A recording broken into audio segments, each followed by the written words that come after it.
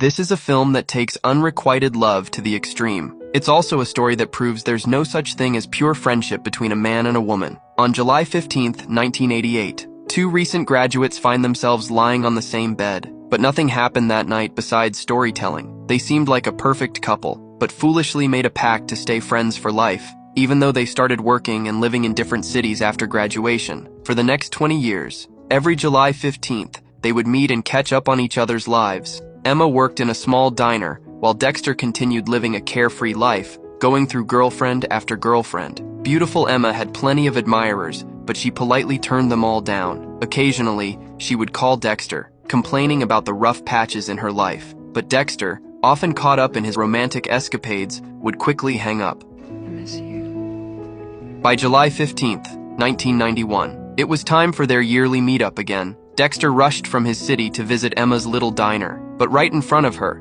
he had an instant connection with someone else. Emma was hurt by the absurdity of it all, but couldn't bring herself to intervene because she didn't know what role she had in Dexter's life. So, she chose to quietly complain. We're trying to fit her entire head in your mouth.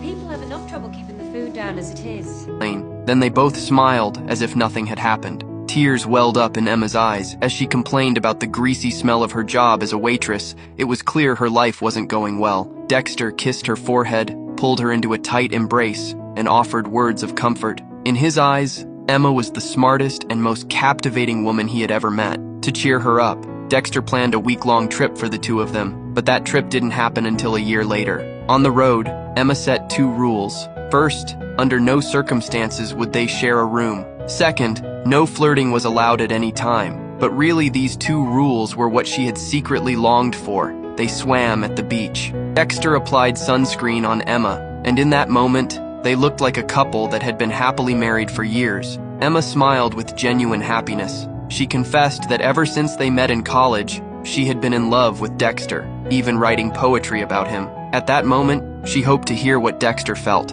but all he said was, "I know." Then they jumped into the pool for a swim, and finally Dexter said what had been on his mind for so long.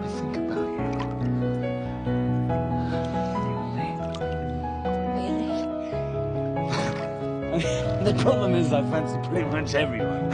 Emma felt utterly disappointed. Just then, a thief stole Dexter's designer clothes.